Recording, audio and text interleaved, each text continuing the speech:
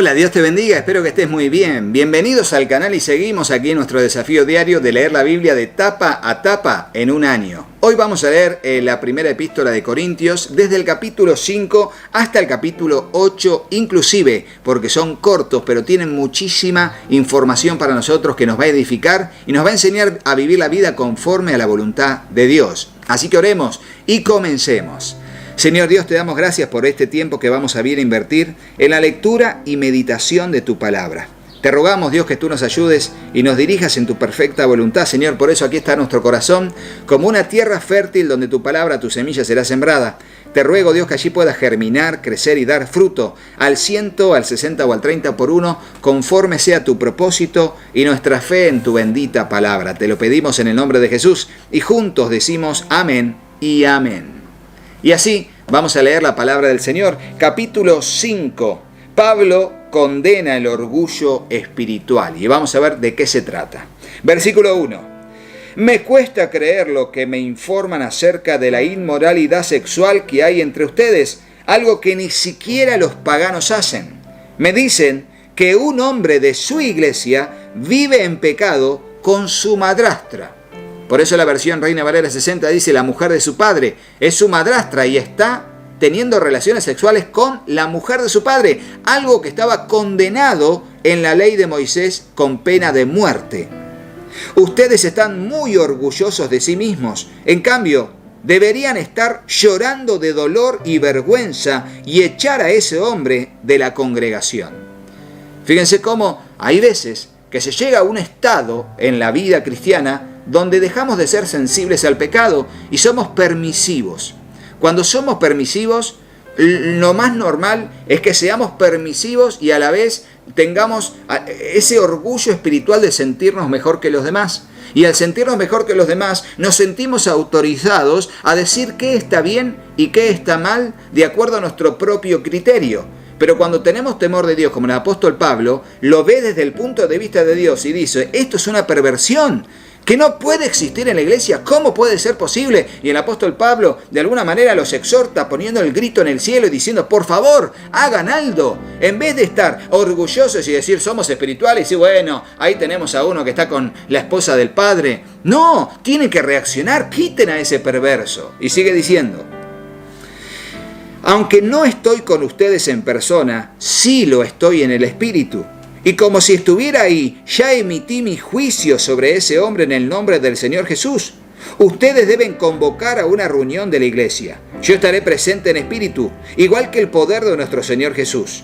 Entonces deben expulsar a ese hombre y entregárselo a Satanás para que su naturaleza pecaminosa sea destruida y él mismo sea salvo el día que el Señor vuelva.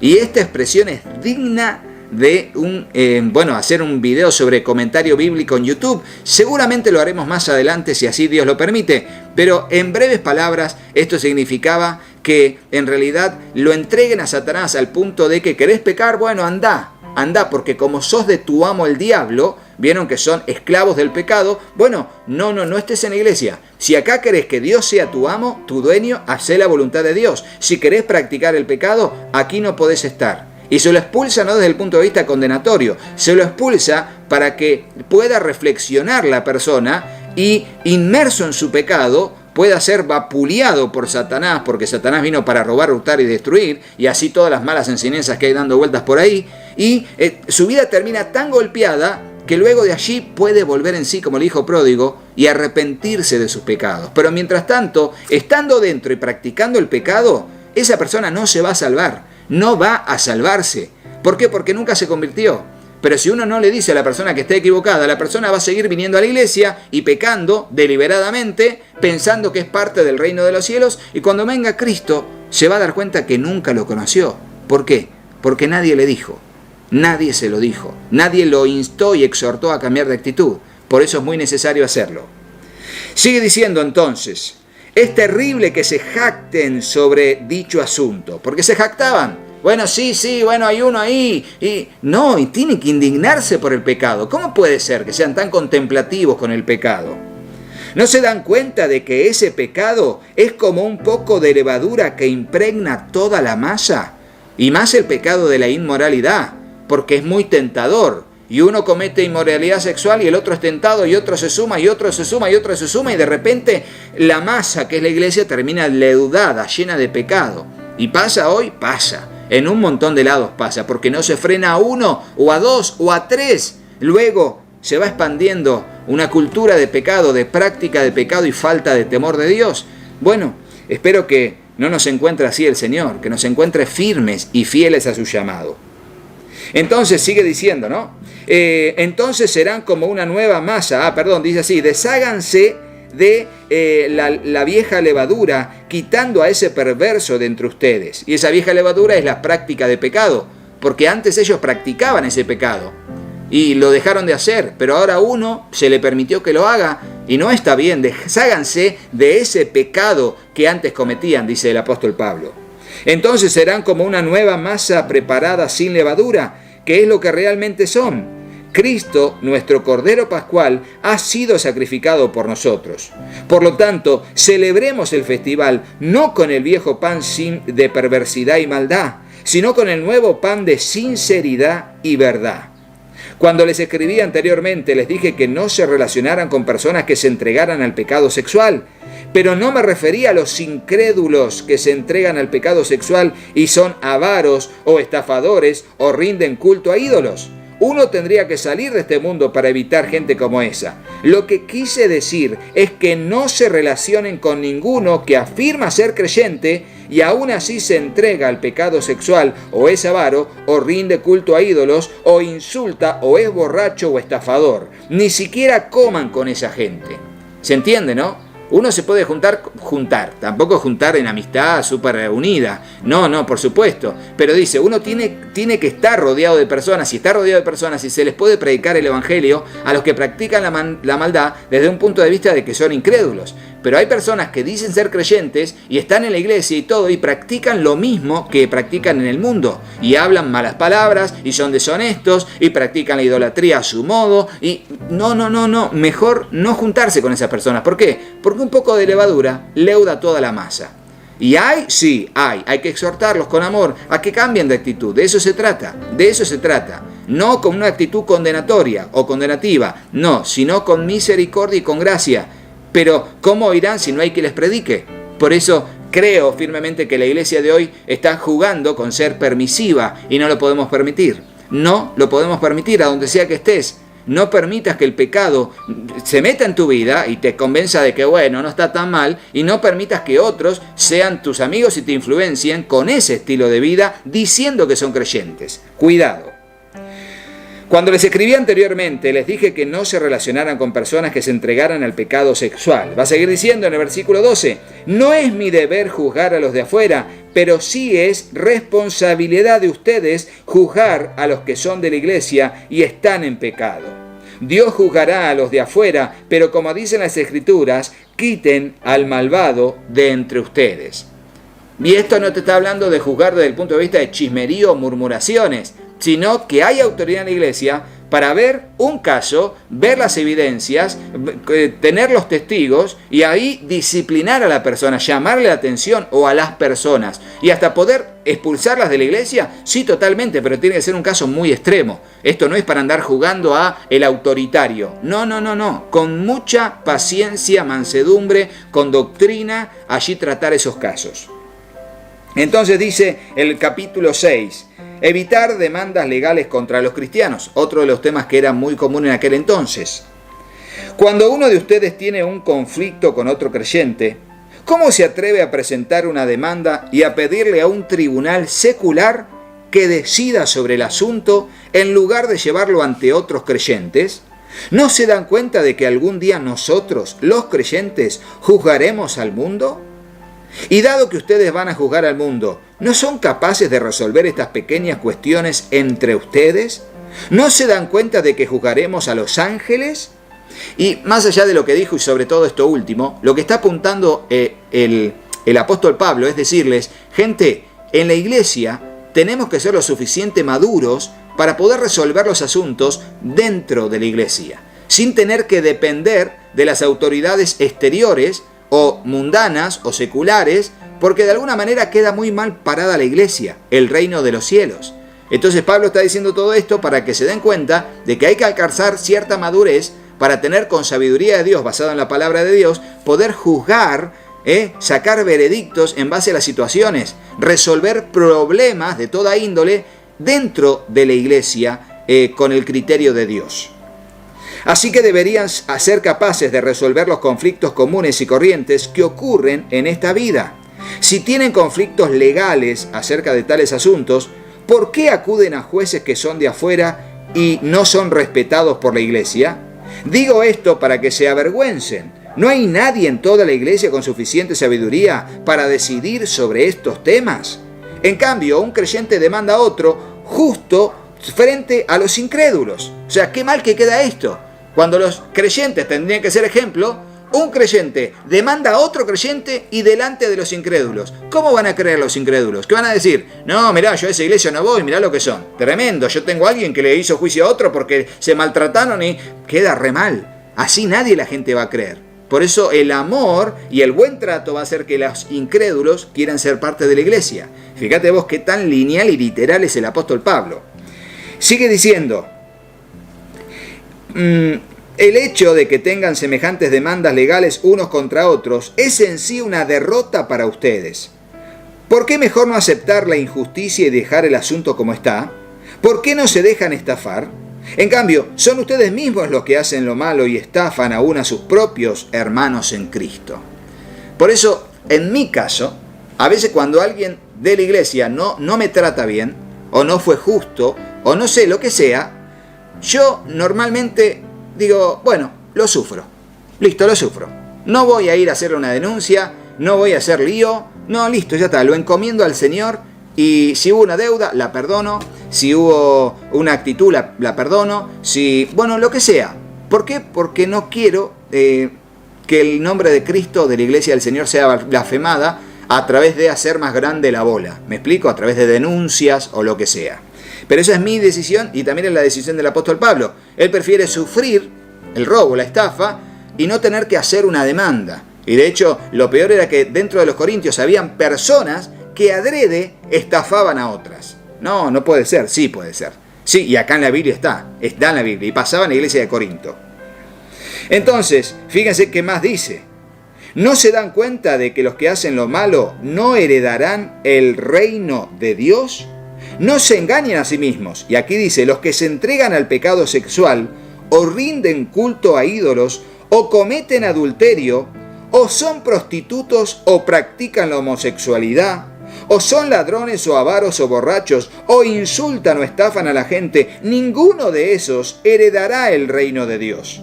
Algunos de ustedes eran antes así, pero fueron limpiados, fueron hechos santos, fueron hechos justos ante Dios al invocar el nombre del Señor Jesucristo y por el Espíritu de nuestro Dios. Tremendo, ¿no? Tremendo. Evitar el pecado sexual, versículo 12. Ustedes dicen, se me permite hacer cualquier cosa, pero no todo les conviene. Y aunque se te permite hacer cualquier cosa, que era como un dicho popular, yo todo lo puedo, yo todo lo puedo. Dice, ustedes dicen, la comida se hizo para el estómago y el estómago para la comida. Entonces ahí me como todo lo que venga. Es cierto, aunque un día Dios acabará con ambas cosas. Pero ustedes no pueden decir que nuestro cuerpo fue creado para la inmoralidad sexual. Fue creado para el Señor. Y al Señor le importa nuestro cuerpo. Y Dios nos levantará de los muertos con su poder, tal como levantó de los muertos a nuestro Señor. ¿No se dan cuenta de que sus cuerpos en realidad son miembros de Cristo? ¿Acaso un hombre debería tomar su cuerpo, que es parte de Cristo, y unirlo a una prostituta? Pero Rodo, ¿esto practicaban los corintios? Sí, así como se dice acá. Jamás, dice Pablo, nunca. ¿Y no se dan cuenta de que si un hombre se une a una prostituta, se hace un solo cuerpo con ella? Pues las Escrituras dicen, los dos se convierten en uno solo. Pero la persona que se une al Señor es un solo espíritu con Él. Huyan del pecado sexual. Ningún otro pecado afecta tanto al cuerpo como este, porque la inmoralidad sexual es un pecado contra el propio cuerpo. ¿No se dan cuenta de que su cuerpo es templo del Espíritu Santo, quien vive en ustedes y les fue dado por Dios? Ustedes no se pertenecen a sí mismos, porque Dios los compró a un alto precio. Por lo tanto, honren a Dios con su cuerpo. Y ahora comienza el capítulo 7, instrucciones sobre el matrimonio. Y hay tanto que decir, pero no me puedo. Esto leemos la Biblia en un año y se verán que me voy, me salgo de la vaina porque quiero dar comentarios. Y esto leemos la Biblia en un año. Dice así: ahora, en cuanto a las preguntas que me hicieron en su carta, es cierto que es bueno abstenerse de tener relaciones sexuales. Andá a saber qué le habrán preguntado, ¿no? Donde Pablo dice sí, y con todo lo que ustedes están diciendo, sí, mejor es quedarse soltero. Entonces dice, sin embargo, dado que hay tanta inmoralidad sexual, cada hombre debería tener su propia esposa y cada mujer su propio marido. El esposo debe satisfacer las necesidades sexuales de la esposa y la esposa debe satisfacer las necesidades sexuales de su marido. La esposa le da la autoridad sobre su cuerpo a su marido y el esposo le da la autoridad sobre su cuerpo a su esposa. No se priven el uno al otro de tener relaciones sexuales, a menos que los dos estén de acuerdo en abstenerse de la intimidad sexual por un tiempo limitado para entregarse más de lleno a la oración. Después deberán volverse a juntar, a fin de que Satanás no pueda tentarlos por la falta de control propio. Eso les digo a modo de concesión, no como un mandato. Sin embargo, quisiera que todos fueran solteros, igual que yo, pero cada uno tiene su don específico de Dios, unos de una clase y otros de otra. Así que les digo a los solteros y a las viudas, es mejor quedarse sin casar, tal como yo, pero si no pueden controlarse, entonces deberían casarse. Es mejor casarse que arder de pasión. Me gusta como dice acá la versión, ¿no? Arder de pasión, en vez de estarse quemando, ¿no? Arder de pasión, tener deseos sexuales, y porque lo necesitamos. Somos seres humanos sexuados y tenemos que tener relaciones sexuales. Por eso Dios creó al hombre y a la mujer, para satisfacer eso en el marco del matrimonio. No obstante, sigue diciendo Pablo, para los que ya están casados tengo un mandato que no proviene de mí, sino del Señor. ¿Y qué significa esto que proviene de mí y esto es de mí, no del Señor, es del Señor y mío también? Significa que muchas veces el apóstol Pablo enseñó cosas que había oído al Señor decir. Por eso dice, este es un mandato del Señor. Él lo había enseñado. Pero hay otros mandatos que él lo aprueba dentro de la ley de Dios y dentro del reino de los cielos, pero que Jesús no lo enseñó en su ministerio terrenal. Por eso dice, esto es mío. No es algo que ya haya enseñado el Señor, pero igual es palabra del Señor. ¿Se entiende? Espero que se haya entendido, ¿eh? Seguimos. Pero si lo deja, o sea, la esposa no debe dejar a su marido. Y fíjense cómo lo dice, ¿no? Lo leo desde el versículo 10. No obstante, para los que ya están casados, tengo un mandato que proviene de mí, que no proviene de mí, sino del Señor.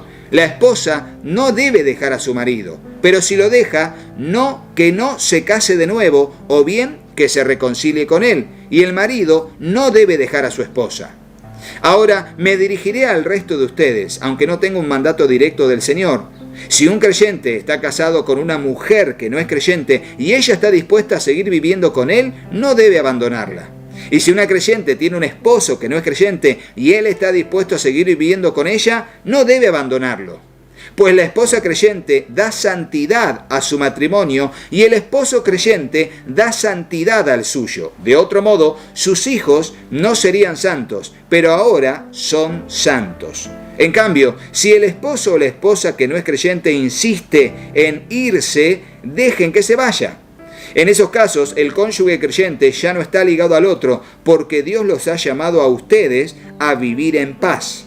¿Acaso ustedes, esposas, no se dan cuenta de que sus maridos podrían ser salvos a causa de ustedes?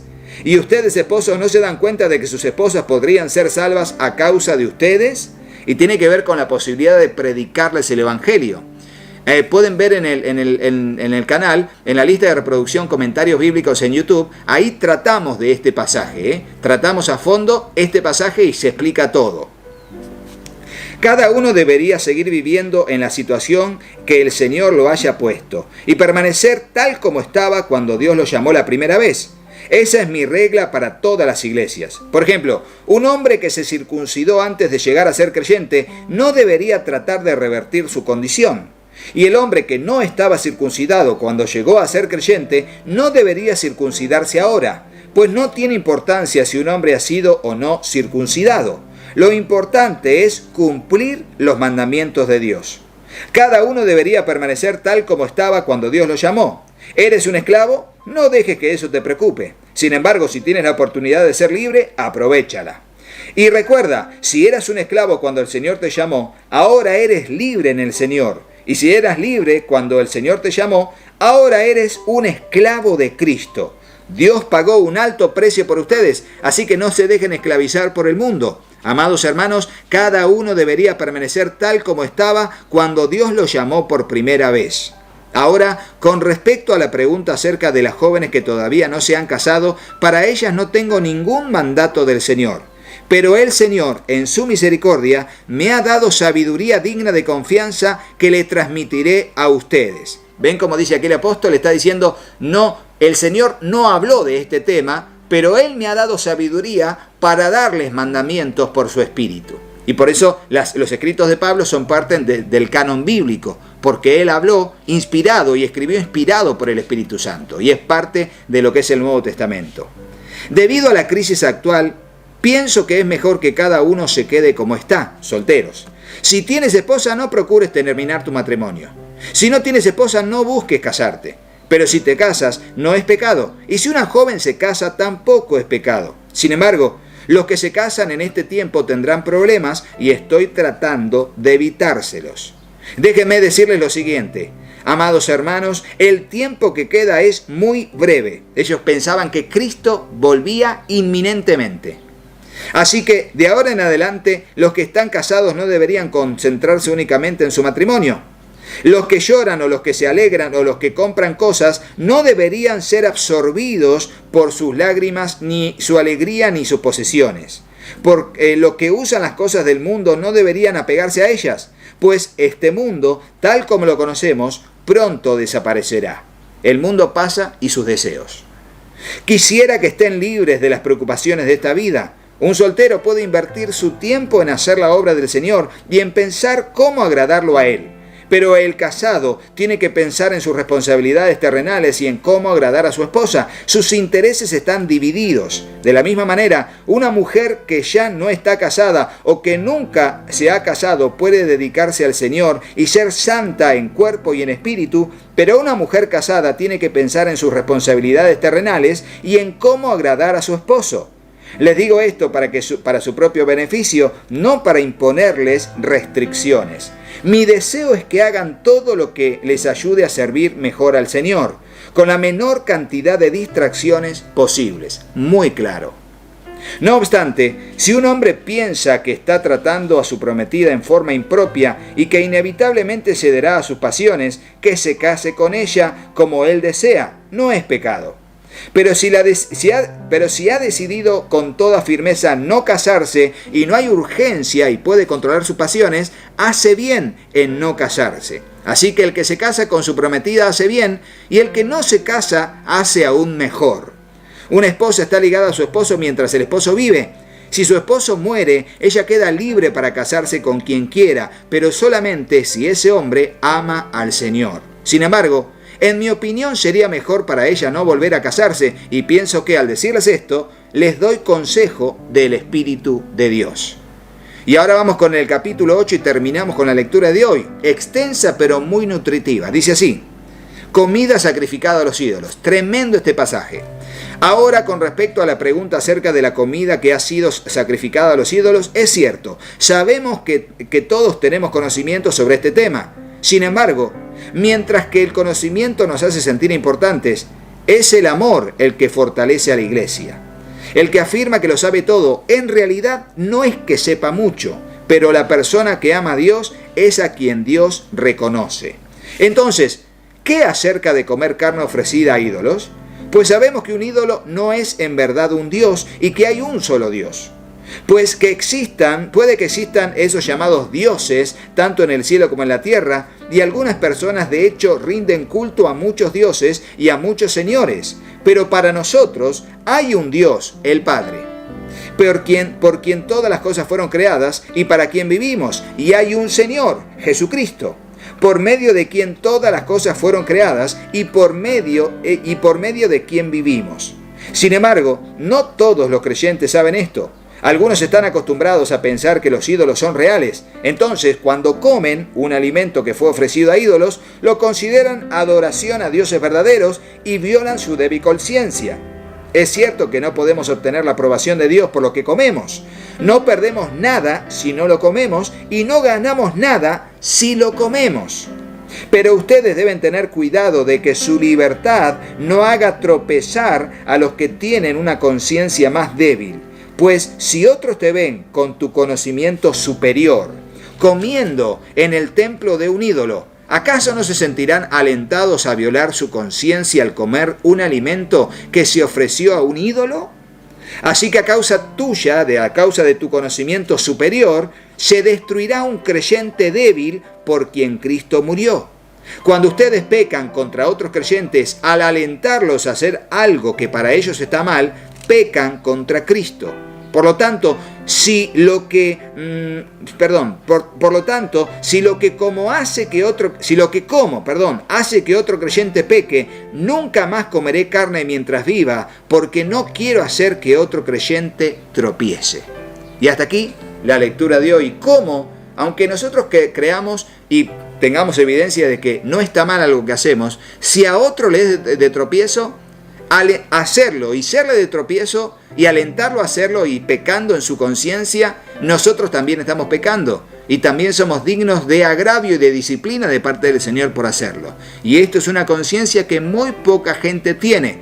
Pero bueno, seguiremos mañana, Dios mediante, con la lectura del capítulo 9 hasta el capítulo 11, Dios mediante. Gracias por estar ahí, seguimos firmes en el camino del Señor. Será hasta mañana, si así Dios lo permite. Adiós, chao, chao.